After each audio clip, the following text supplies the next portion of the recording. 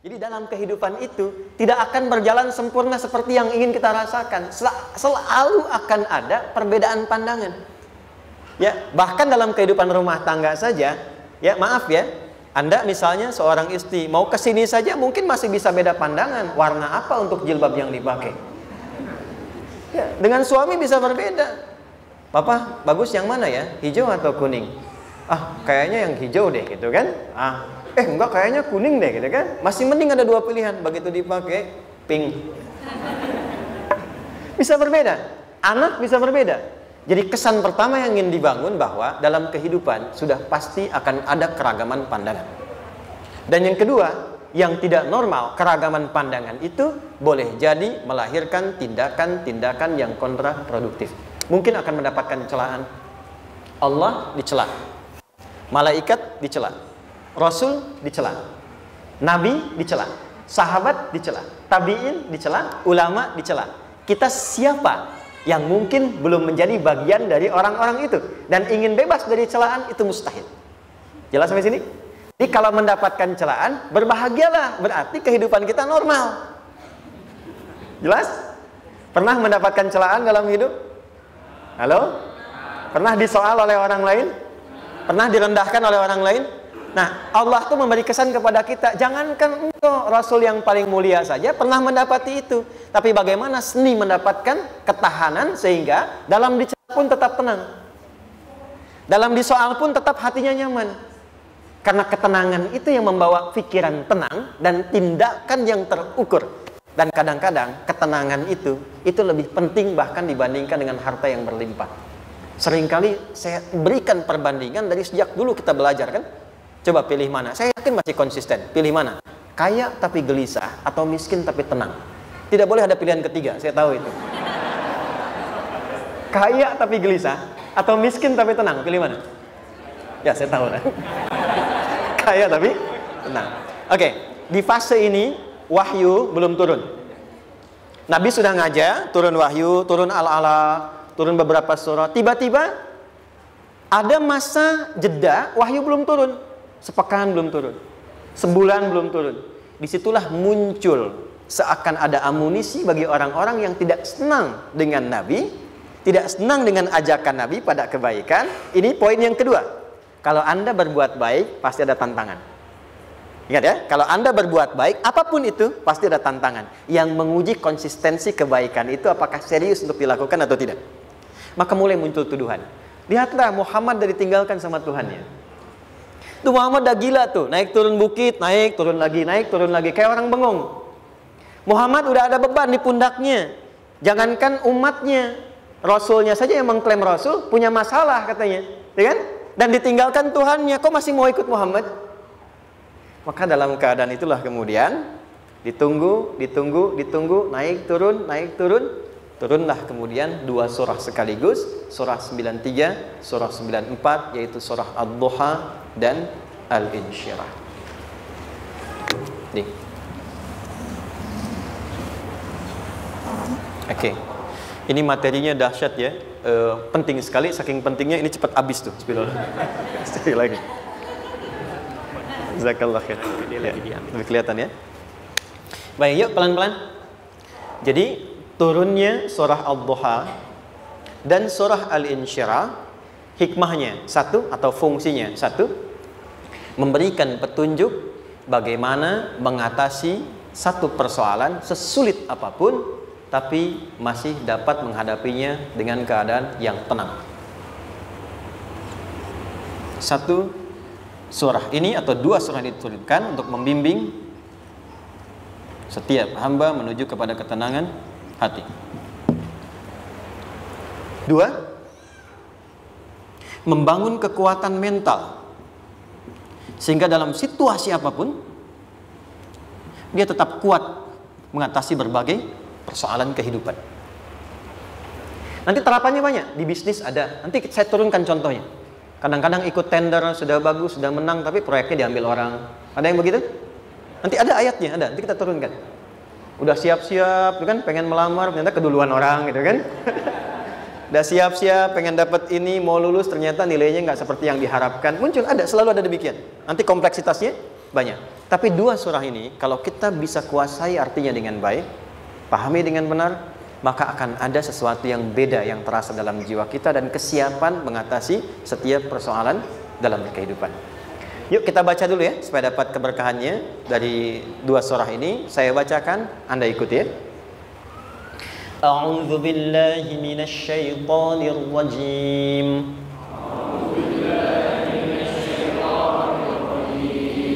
Bismillahirrahmanirrahim.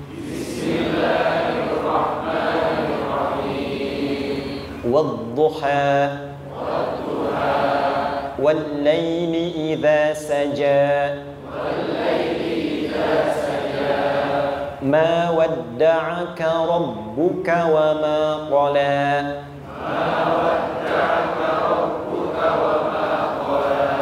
ما ودعك ربك وما قلى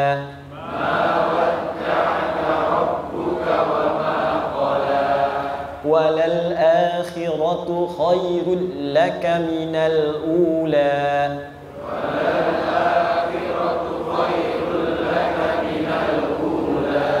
ولسوف يعطيك ربك فترضى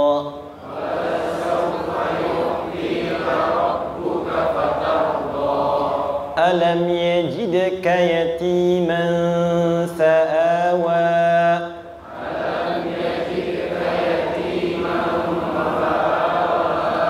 ووجدك ضالا فهدى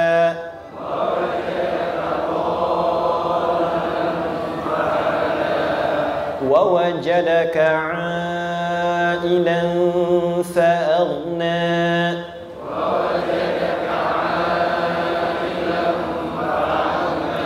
فأما اليتيم فلا تقهر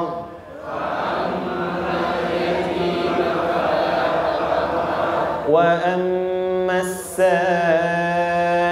فلا تنهر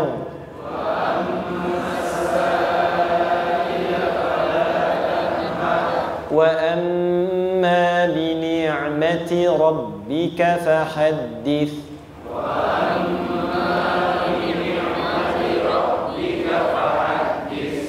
Satu surah dua, alhamdulillah. Izin saya bacakan tadi untuk diikuti supaya setidaknya kalau kita pulang dan ditanya bagaimana hidupmu engkau jalani, seperti apa engkau berinteraksi dengan Quran yang telah aku turunkan, maka kita pernah menjawab, ya Allah, kami pernah bacakan itu. Jangan pernah kita berkehidupan sampai wafat dan tidak pernah berinteraksi dengan Quran walaupun sekedar membacanya. Wadduha, aku bersumpah. Setiap huruf waw yang berada di awal kalimat di satu surah itu makna utamanya berarti sumpah. Ya, qasam, sumpah. Seringkali diartikan demi, ya. Wal asri, demi masa. Wal fajri, demi waktu fajar. Wal laili, demi malam. Intinya sumpah. Sebentar, pelan-pelan. Kalau Allah menyampaikan sesuatu kepada kita, yakin tidak? Saya ulang, yakin tidak? Serius? Hah? Kalau yakin, kenapa tidak dilakukan? Ya, itu pertanyaan besar ya. Baik. Kalau Allah menyampaikan, tidak bersumpah pun, harusnya kita yakin. Tapi kalau Allah bersumpah, dalam kaidah ilmu tafsir, berarti ada sesuatu yang sangat penting, yang saking pentingnya akan sangat dibutuhkan oleh setiap hamba, sehingga diminta setiap hamba itu fokus menyimak apa yang mau disampaikan.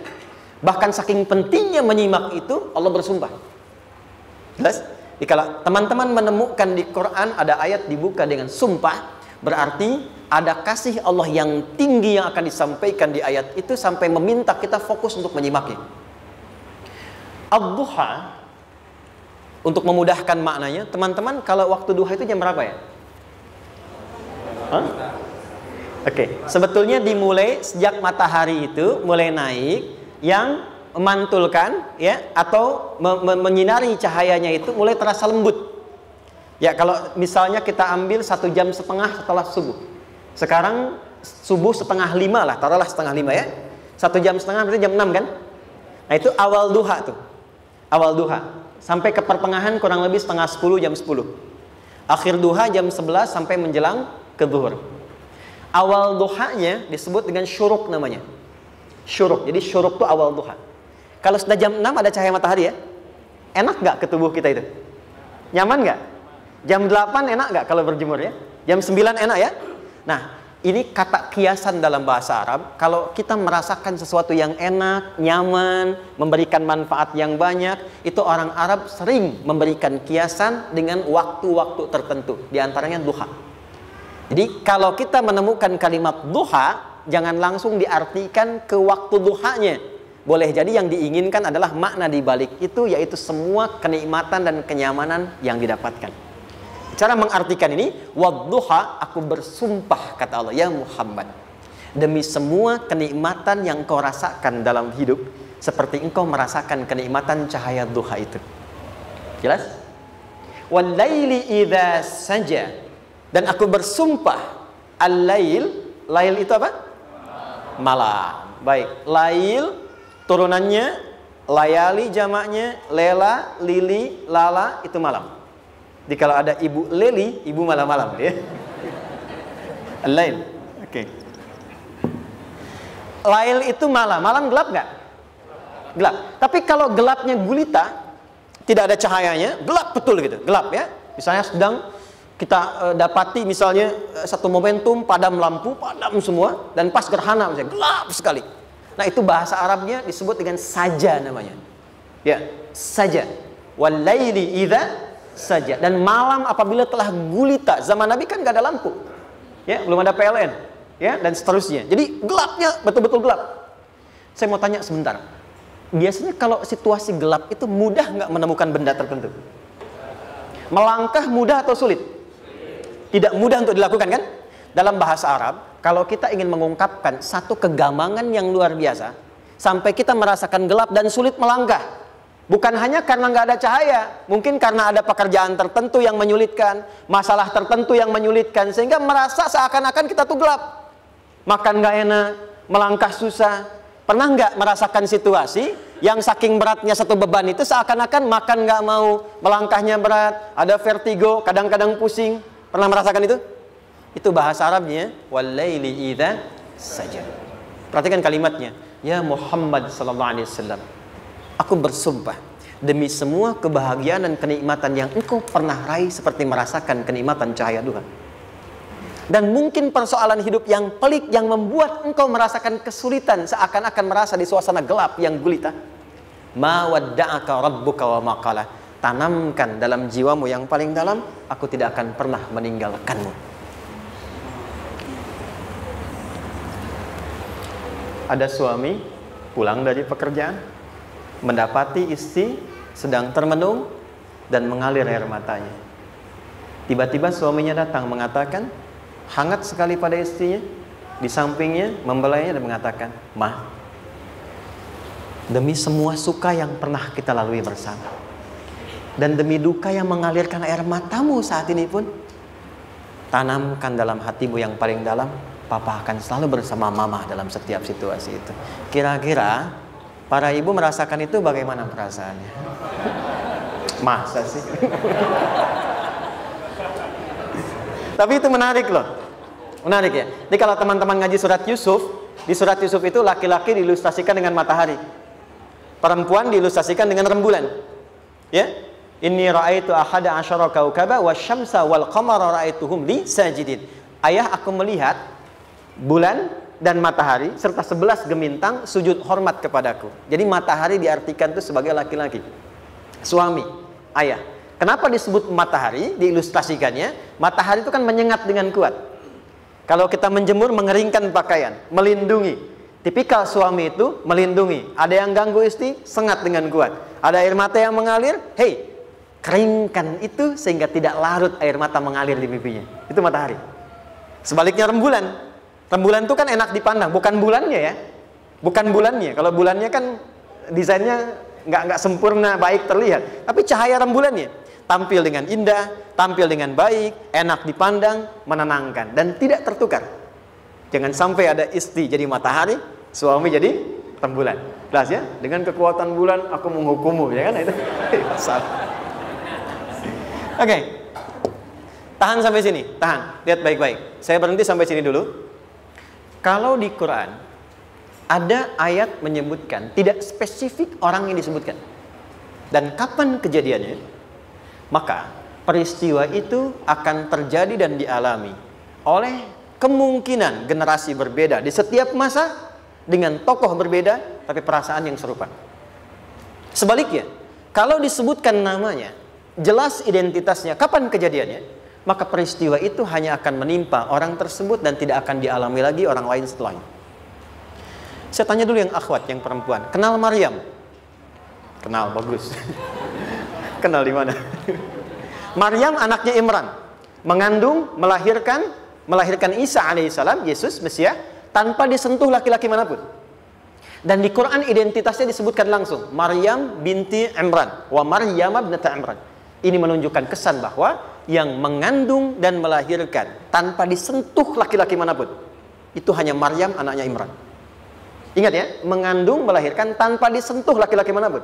Bukan mengandung melahirkan tanpa suami, kalau itu banyak dia. Ya, mengandung melahirkan tanpa disentuh laki-laki manapun. Hanya Maryam binti Imran. Tapi kalau nggak disebutkan siapa orangnya, kapan kejadiannya, tidak detail disebutkan, ini artinya situasi itu akan dialami kembali oleh orang di masa depan dengan generasi yang berbeda tapi substansi yang sama. Pertanyaannya, pernahkah kita mengalami situasi yang sulit sampai seakan merasa gelap? Nah, baik, maka adab yang pertama, jika mengalami situasi seberat apapun dalam berkehidupan, maka dekati Allah Subhanahu wa ta'ala. Ini awalnya, dekati Allah. Apalagi kalau ada yang mengatakan ini nggak mungkin, ini nggak akan terjadi, ini nggak bisa. Kalau sudah ada tanda seperti itu tanda langsung dari Allah supaya Anda diminta langsung mendekat kepada Allah dan tinggalkan semua makhluk. Karena Allah hanya akan mengabulkan langsung kepada Anda tanpa perantara siapapun. Itu yang terjadi pada Nabi Zakaria. Ini nggak mungkin, ini mustahil. Maka beliau langsung memohon kepada Allah dan langsung menyebutkan, ya Allah, saya minta darimu saja, tidak dari yang lain. Maka dikabulkan seketika. Jadi yang pertama, jika punya kesulitan sebesar apapun, seberat apapun, cepat dekati Allah. Maka di situ akan dijawab langsung oleh Allah, ma wadda'aka rabbuka wa ma qala. Hambaku, sepanjang engkau mendekat kepadaku, maka yakinkan dalam dirimu, situasi apapun yang kau rasakan, aku tidak akan pernah meninggalkanmu. Sudah? Satu? Paham sampai sini? Oke. Pelan-pelan ya. Saya belum bicara caranya. Saya baru bicara di awal motivasinya. Dekati Allah dulu, nanti caranya didetilkan di surah Al-Insyirah. Teruskan. Ma wadda'aka rabbuka wa ma qala. Walal akhiratu khairul laka minal.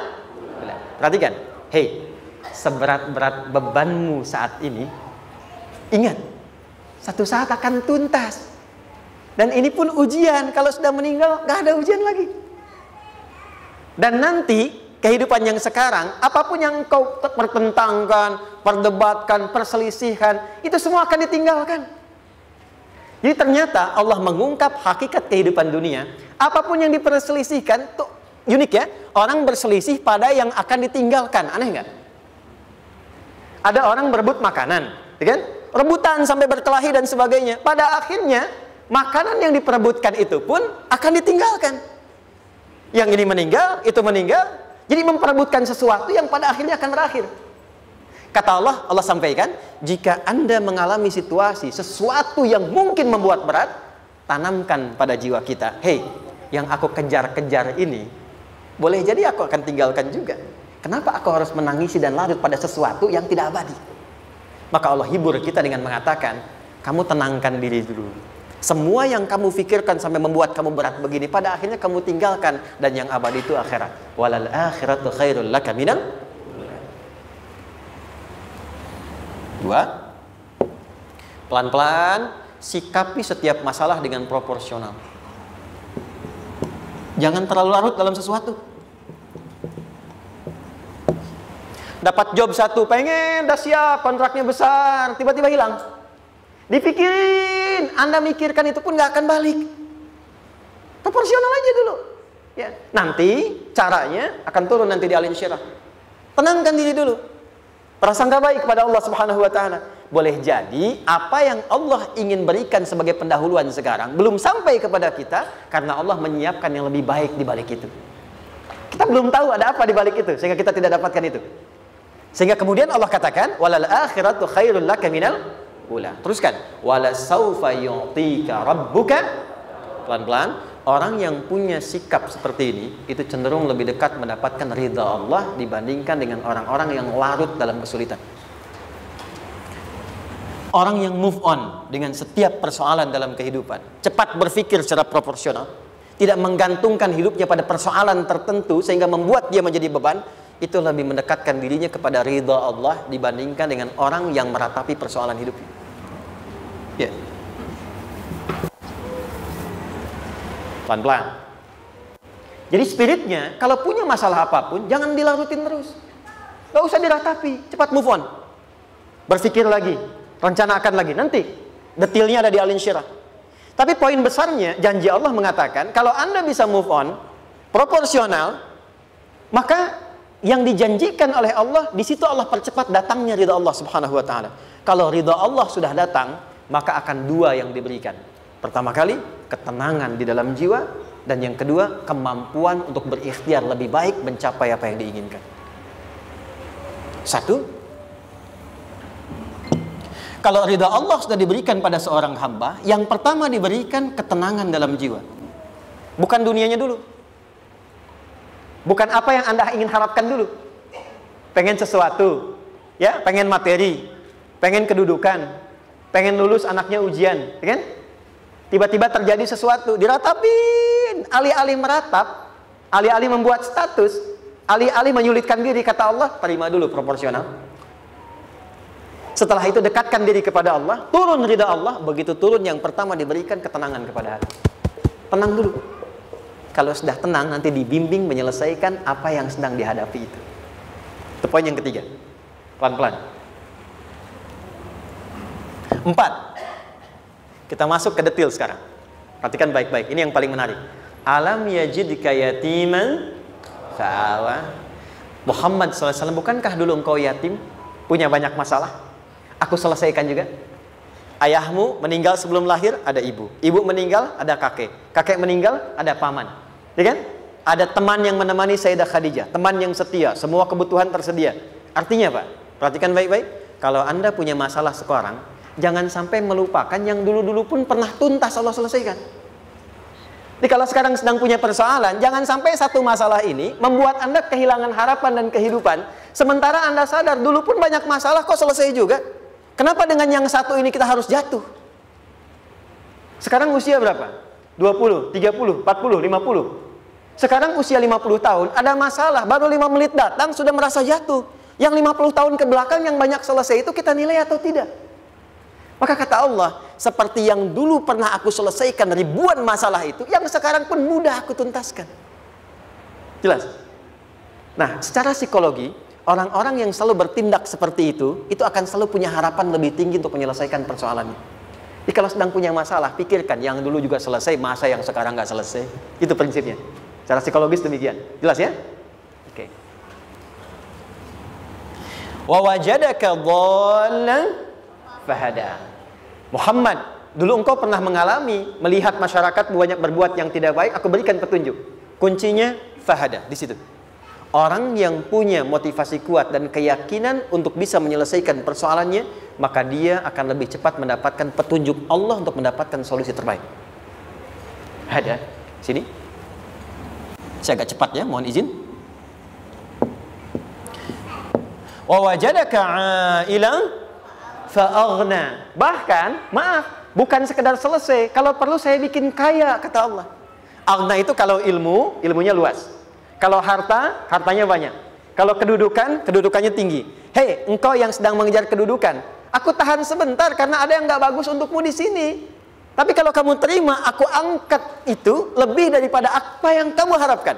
Kamu pengennya bintang 2, aku naikkan sampai bintang 4. Kalau perlu 5 sekalian. Hei, kamu yang ingin kampus di sini, aku tahan, bahasa kamu nggak lulus, kamu nangis, kamu mengadu, kamu datang pada orang tuamu.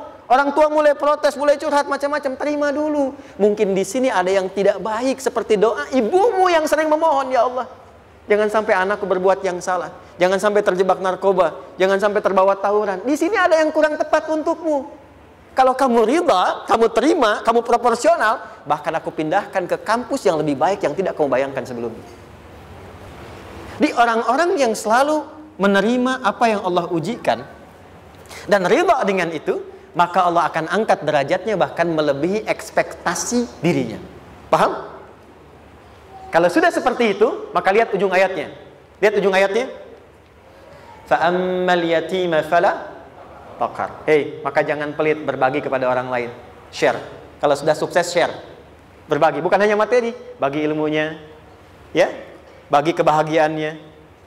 Wa ammas sa'ila fala tanhar. Jangan sampai nunggu orang minta. Kalau lihat ada kawan yang butuh, sekarang Anda sukses. Tapi boleh jadi kesuksesan Anda itu tangganya dari teman-teman Anda. Kalau sudah teraih ke atas, lihat lagi anak tangganya ke bawah. Ajak teman, jangan ditunggu minta. Ajak, bawa dia, berikan peluang. Jangan sampai dia minta, apalagi Anda bentak-bentak. Aku kan yang dulu bantu kamu. Jangan sampai keluar kata-kata itu.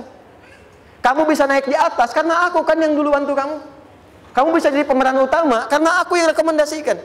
Karena aku yang dorong kamu, misal. Jangan sampai keluar kata-kata itu. Apalagi langsung keluar, tidak. Ini karena ilmuku saja misalnya.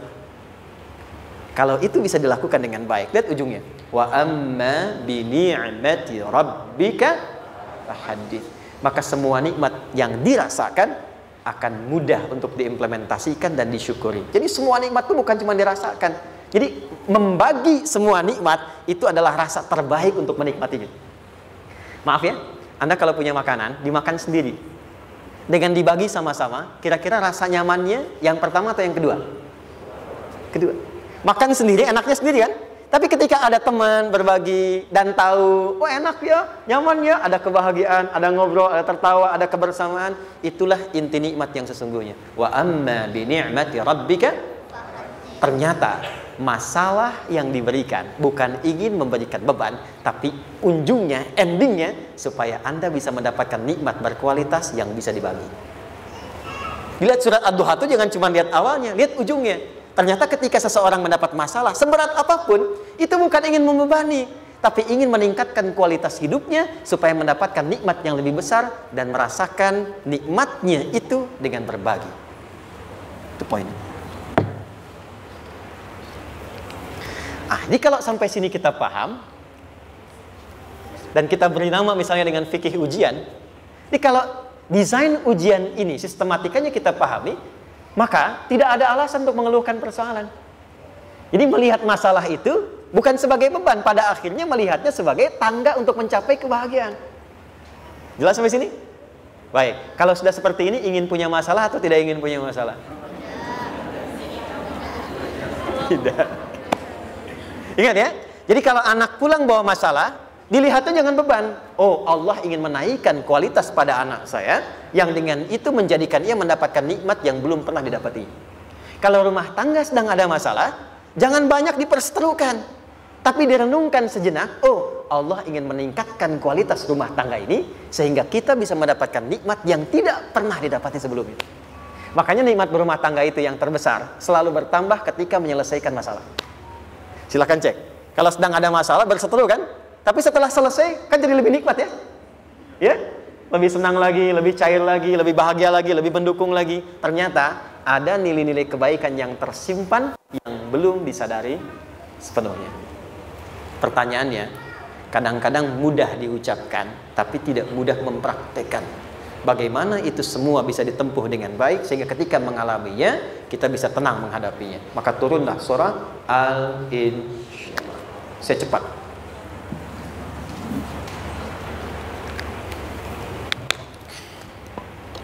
Teman-teman, ini apa? Kelas ya? Baik, pelan-pelan sedikit. Kira-kira volumenya besar kecil? Kecil ya? Baik. Kalau saya bandingkan dengan gayung, volumenya besar mana? Gayung ya? Baik. Kalau ini saya perlebar,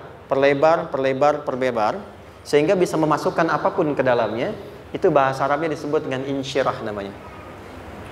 Jelas? Meluaskan sesuatu sehingga terlihat lapang, sehingga memudahkan setiap hal masuk ke dalamnya. Itu insyirah namanya. Surah ini diberi nama dengan surah Al-Insyirah, yang berarti sesuatu yang lapang, yang tenang, yang nyaman. Yang diharapkan dengan keadaan hati yang lapang, nyaman, tenang itu, segala persoalan yang dihadapi dalam kehidupan akan mudah diterima dan tidak berdampak besar dalam menyikapinya. Maka bagaimana kemudian Allah memberikan turunan-turunan petunjuk supaya apa yang diharapkan ini bisa tercapai? Satu, izin mengilustrasikan. Saya kasih cerita sebentar. Ada seorang anak muda, kisah ini sangat viral, hampir setiap kita bisa mendapatinya. Datang kepada seorang kakek tua di sisi danau yang jernih sekali airnya. Dia berkeluh kesah tentang persoalannya. Dia katakan, saya punya masalah begini. Berat sekali terasanya. Kakek itu kemudian permisi, dia hanya membawa 2 genggam garam. Kemudian beliau bawa 1 gelas, ilustrasinya seperti ini. Dimasukkanlah kemudian garam itu ke gelas itu. Lalu diambil 1 gelas air yang jernih tadi, dengan garam segenggam. Kata beliau, minum. Pemuda itu mengatakan, wah asin, minum aja dulu. Lalu ketika diminum, langsung ditumpahkan. Dia muntahkan, asin katanya. Lalu setelah itu kakek yang tadi melepaskan segenggam sisanya, dilempar ke danau tadi yang luas. Lalu diambil lagi dengan gelas yang sama. Sekarang minum. Bagaimana rasanya? Segar, enak, nyaman. Itulah hatimu. Kalau hatimu sempit sesempit gelas ini, maka masalah sekecil apapun akan selalu menghadirkan kesulitan seperti engkau menelan garam tadi. Tapi kalau hatimu luas, sebesar apapun masalah, tidak akan pernah berdampak pada dirimu kecuali engkau mampu menyusun rencana untuk mengatasinya. Kelapangan hati yang membuat diri kita mampu menerima persoalan apapun, itu yang disebut dengan insyirah. Makanya dulu tahun 90-an ada sinetron Hati Seluas Samudra gitu ya. Saya pernah tahu itu. Sama anaknya diapa-apain juga, masih aja ya menerima gitu. Dulu siapa ya? Jeremy Thomas dan lain-lain ya. Saya kira ada gitu. Ya, saya kira itu ya. Saya pernah lihat sejenak ya. Saya jarang-jarang nonton itu. Pernah lihat aja. Saya senang riset. Jadi kalau riset itu ada riset dakwah, ada riset materi. Saya teman-teman yang musik gitu ya. Saya tidak terlalu dekat dengan musik karena saya di Quran gitu. Tapi untuk mengetahui hukum musik itu bagaimana, saya riset. Sampai ke notasi saya tahu. C, D, F, G, A, B, C, G, A, B, C, D, F, G, D, F, G, A, B, C, D, A, B, C, D, F, G, A, F, G, A, B, C, D, E, B, C, D, E, F, G, Ais, B, F, G, Ais, B, C, D, Ais, Fis, C, D, Ais, B, G, Ais, Bis, Cis. Gitu kan ya? Ya? Tapi kalau diminta piano, gitar, ini saya nggak bisa. Ya, tapi untuk menentukan hukum, nah kita bisa paham gitu. Misalnya boleh nggak baca Quran pakai langgam Jawa gitu kan? Nah hukumnya apa? Nanti dari teori itu muncul. Ya, paham ya? Nah, oke, balik sini. Perhatikan baik-baik. 1, saya agak cepat. Ini ditafsir langsung turun Al-Insyirah. Yang pertama, alam nashrah laka sadrak wa wada'na anka wizrak alladhi anqadha dhahrak. Tahan sampai sini dulu, 3 ayat. Saya mulai dari ayat kedua dan ketiga. Perhatikan baik-baik.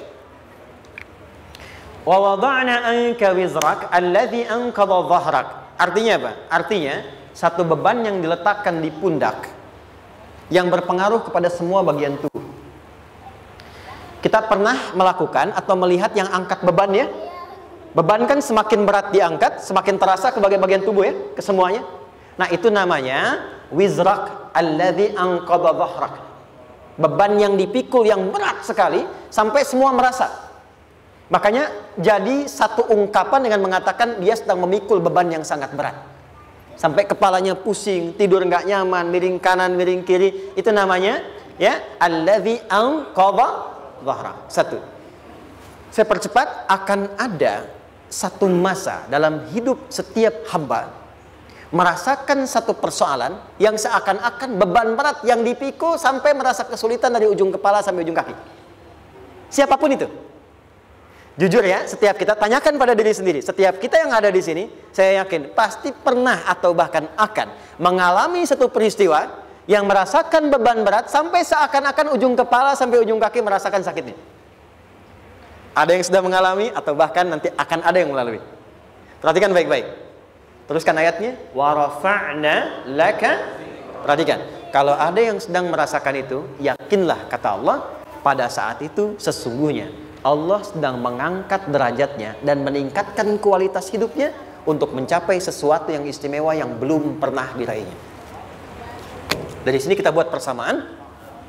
Ujian, perhatikan, berbanding lurus dengan harapan, banding lurus dengan solusi nanti pada akhirnya. Fokus. Lulus di sini, insya Allah setiap persoalan akan lebih mudah untuk diatasi.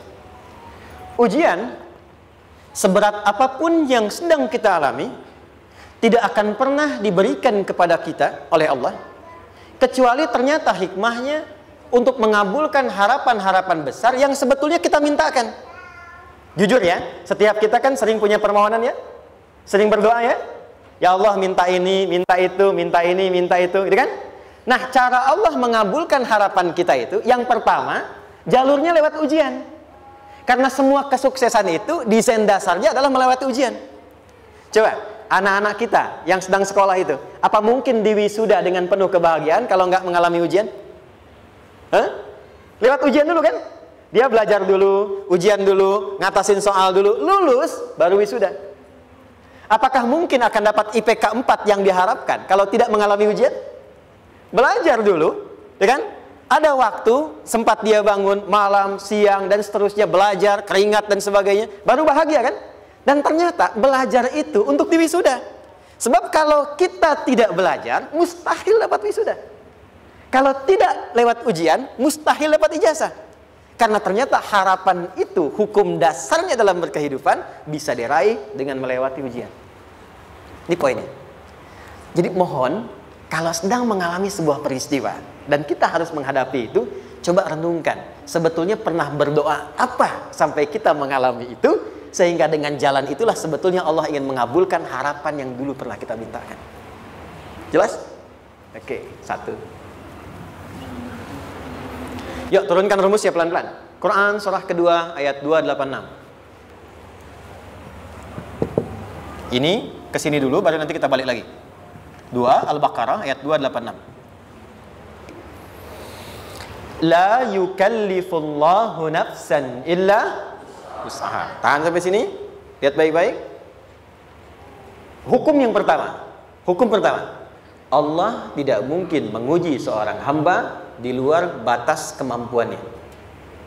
Jadi kaidah yang pertama tadi, kalau kita sedang diuji, sebetulnya ada harapan dan doa yang pernah kita mohonkan dan Allah ingin mengabulkan itu, jalan pertama adalah ujian.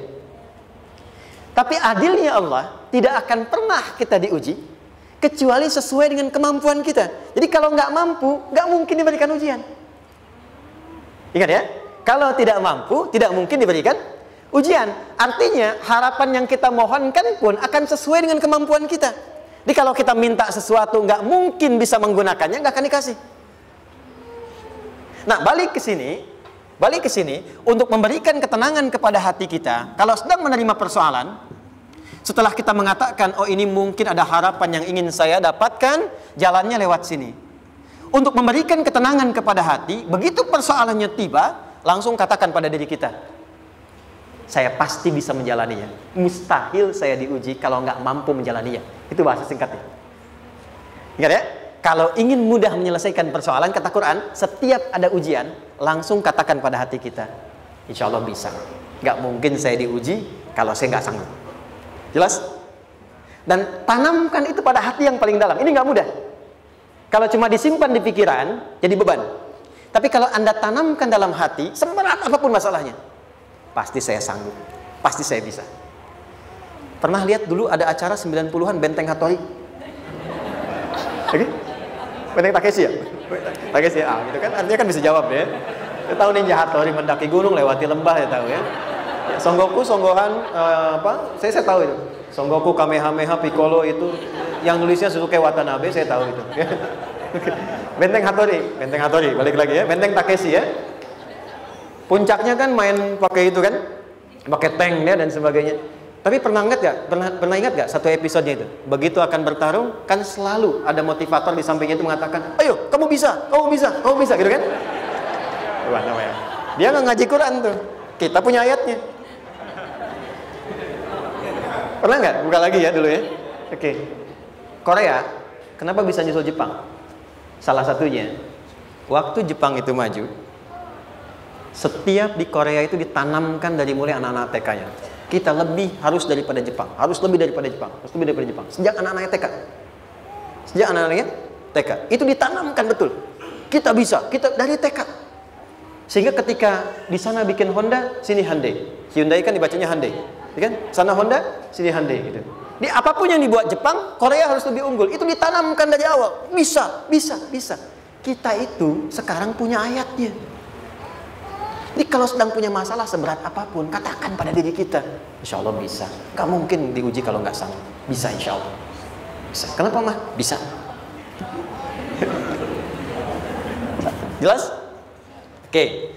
Sudah di situ teruskan. Lanjutkan. Warafa'na laka dzikra. Teruskan. Fa inna ma'al usri. Nah, ini poin terbesarnya. Fa inna ma'al usri yusra. Fa huruf yang menunjukkan sesuatu berlangsung dengan cepat. Inna di ilmu nahwunya berbunyi begini, di gramatikal bahasa Arab. Harfun nasbin wa taukidin, tansibul isma wa tarfa'ul khabara, mabniun 'alal fathi la mahalla lahu min al-i'rabi. Paham? Tidak. Inna huruf yang digunakan untuk menguatkan informasi agar ditancapkan ke dalam hati sekuat-kuatnya dan jangan pernah ragu. Jadi kalau orang Arab itu nancapkan tongkat begini dan kuat, tidak goyah, itu nasab namanya. Nasabar rajula asahu fil ardi. Inna ini harfun nasab. Jadi kalau ada di Quran dibuka informasinya dengan inna, maksudnya begini, hei, tancapkan informasi dalam hatimu dengan kuat, jangan pernah ragu. Yakinkan pada dirimu. Apa yang harus diyakinkan? Ma'al usri yusra. Inna ma'al usri yusra. Usrun sama dengan yusrun. Lari ke sini. Oke. Apa artinya usrun? Sulit. Oke. Sulit itu ada dua. Ada sa'bun, ada usrun. Kalau kesulitan yang relatif, kata si A sulit, si B mudah, itu sa'bun namanya. Contoh. Kata si fulan, bahasa Jepang susah. Padahal kata yang lain tidak. Saya ke Jepang, anak-anak kecil begini bisa bahasa Jepang gitu kan. Bagi mereka mudah gitu kan. Saking mudahnya gitu. Kata shiwa gitu. Anak-anak kecil, bagi mereka mudah, bagi kita belum tentu. Itu sa'bun. Innal lughatal yabaniyya sa'bah. Relatif. Tapi kalau kesulitan yang sifatnya mutlak, semua orang mengatakan sulit. Maaf, bawa mobil, sulit atau mudah? Bukan mengendarai ya, bawa mobil, bawa. Sulit ya? Sulit ya? Baik, sepakat sulit semuanya. Nah, itu dalam bahasa Arab dikenal dengan usrun. Kesulitan yang semua sepakat bahwa itu susah. Sulit, semua sepakat. Dan ketika ada orang bicara, aku sedang punya masalah begini. Semua mengatakan, wah itu nggak mudah, itu nggak mudah. Itu usrun namanya. Lawannya, kemudahan yang relatif disebut sahlun. Tapi kemudahan yang semua sepakat bahwa itu mudah, itu yusrun namanya. Mengangkat spidol, semua mengatakan mudah, ringan. Itu yusrun namanya. Perhatikan, Allah tidak memasangkan sa'bun dengan sahlun, tapi memasangkan usrun dengan yusrun. Orang-orang yang punya keyakinan kuat, setiap persoalan itu akan selesai. Dan dia mengatakan pada dirinya, aku bisa melewatinya. Maka, perhatikan kalimatnya kata Quran, inna ma'al usri yusran. Sesulit apapun masalah yang sedang dia alami, maka Allah akan datangkan solusi semudah-mudahnya yang bisa dia nikmati. Dengan kata lain, kalau kita bawa ke bahasa psikologi, kalau sedang menghadapi persoalan seberat apapun, selain kita mengatakan ini pasti bisa saya lalui, saya insya Allah sanggup mengatasinya, katakan pada diri kita, ini pasti selesai, pasti ada solusinya, pasti mudah. Katakan. Walaupun memang solusinya belum datang, tapi tenangkan pada diri kita dengan mengatakan inna ma'al usri yusra. Bahasa psikologinya, katakan pada diri kita ini pasti selesai. Gak mungkin gak selesai, pasti ada solusinya, pasti mudah. Itu lebih memberikan harapan pada diri kita untuk menuntaskan persoalan dibandingkan dengan meratapinya. Jelas? Teruskan. Fa inna ma'al usri. Kalau masih ragu kata Allah, katakan lagi sekali lagi. Sampai hati kita merasa nyaman. Jadi kalau sedang punya persoalan seberat apapun, tanamkan pada diri kita, pasti selesai. Belum nampak, insya Allah pasti selesai. Gak mungkin diuji kalau gak ada solusi. Itu lebih memberikan harapan. Setelah itu, fa'idha faraghta, mitigasi masalahnya, mitigasi persoalannya. Tuliskan, ini masalahnya apa? Rumah tangga. Apa saja misalnya, dia ada suami, ada istri, ada anak-anak. Masalah ada di mana? Kadang-kadang benangnya jadi kusut karena satu-satu nggak segera diselesaikan. Maka kata Al-Quran, fa'idha faraghta, satu-satu mitigasi dulu. Satu masalah di sini, lihat di suami, lihat di istri. Kalau pekerjaan, masalahnya apa? Sebelum bercabang kemana-mana, petakan. Apakah rekanannya? Apakah relasinya? Apakah kemampuannya? Apakah manajerialnya? Apakah marketingnya? Mitigasi, kotaki semua, selesaikan satu-satu. Setelah itu, apa yang dilakukan? Wa ila rabbika, tawakal sepenuhnya kepada Allah untuk menentukan hasilnya. Tawakal itu yang paling mahal.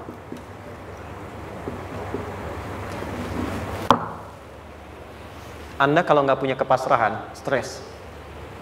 Karena selalu memikirkan apa yang mau dikerjakan dan selalu orientasi pada hasil. Kita punya tawakal. Kalau kita mampu menyerahkan sesuatu, gini. Di sini ada orang yang paling jago misalnya main basket. Ada pertandingan basket. Begitu dibuka, udah tim musyawarah serahkan aja pada si fulan. Kan? Dia yang paling jago, dia. Bukankah dengan menyerahkan itu bukan hanya kita berikan sebuah tugas, ya kan? Tapi dengan itu ada kelapangan tersendiri kan? Yakinlah sukses, ini paling hebat. Pernah ada perasaan gitu? Sekarang, siapa yang paling mampu menguasai? Siapa yang paling hebat menyelesaikan segala hal? Siapa yang punya segalanya? Bukankah Allah? Orang-orang yang punya tingkat tawakal yang tinggi, maka satu, dia akan lebih stabil keadaan mentalnya dan tidak akan pernah gelisah dengan kekecewaan. Nggak ada kecewa. Karena tawakal itu kalau sudah kepasrahan pasti menerima hasil. Kalau sudah tawakal, terserah Allah tetapkan apa saja. Mau dapat sekarang, dapat besok, dapat nanti. Puncak yang paling tinggi, tugasmu hanya berikhtiar semampu yang bisa dilakukan. Selanjutnya, biarkan Allah menetapkan apa yang menjadi bagian dari maslahat kehidupan kita. Saya tutup. Cara Allah menjawab harapan kita ada 3. 1. Memberi langsung apa yang kita mintakan. 2. Menunda itu sampai kita siap menerimanya. 3. Mengganti apa yang kita inginkan dengan apa yang kita butuhkan. Saya ulang ya. 1. Memberi langsung apa yang kita mohonkan. Misal, ya Allah saya ingin A misalnya, anak saya pengen ke ITB. Tapi nggak mungkin tiba-tiba langsung masuk ITB kan? Pasti lewat ini dulu kan? Ada ujian dulu, ikut tes dan seterusnya diterima sesuai. 2. Kadang menunda sesuatu sampai dia sanggup menjalaninya. Anda punya anak usia 5 tahun, pengen diberikan motor. Anda mampu untuk memberi motor, dikasih nggak? Tidak. Sampai dia sanggup mengendarai motor, baru Anda berikan. Terkadang ada yang kita minta sekarang, tidak didapati sekarang. Tapi ternyata tahun depan kita dapat. Kita harus sadar bahwa anugerah yang kita dapatkan tahun depan itu sebetulnya adalah hasil doa kita di tahun ini. Pernah dengar nggak kisah viral? Nabi itu berdoa baru dikabulkan setahun setengah. Setahun 6 bulan. Padahal itu Nabi loh. Kiblat pertama kita kemana? Palestina kan? Baitul Maqdis kan? Nabi berdoa. Mohon terus nengok ke langit. Al-Baqarah 144. Minta. Jawabannya turun setelah setahun setengah. Setahun 6 bulan.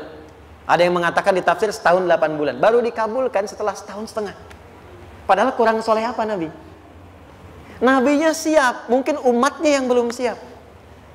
Nabinya siap, tapi ada tantangan di masyarakat yang tidak mudah, yang mungkin bisa meruntuhkan dakwah. Baru dikabulkan setahun setengah. Ketika semua umatnya sudah bisa siap menerima itu. Boleh jadi, apa yang diminta orang tua sekarang, terkabulnya mungkin belasan puluhan tahun pada anaknya yang nomor sekian. Tahu Imam Syafi'i? Imam Syafi'i itu kan nama aslinya Muhammad, bapaknya Idris, kakek yang ke atas yang ketiga namanya Syafi'i. Kenapa disebut Imam Syafi'i? Dinisbatkan pada kakek yang ke atasnya. Ternyata kakeknya ini seorang ulama besar, saleh, memohon kepada Allah, setiap di keturunannya ada yang bisa menggantikan lebih soleh, lebih baik lagi.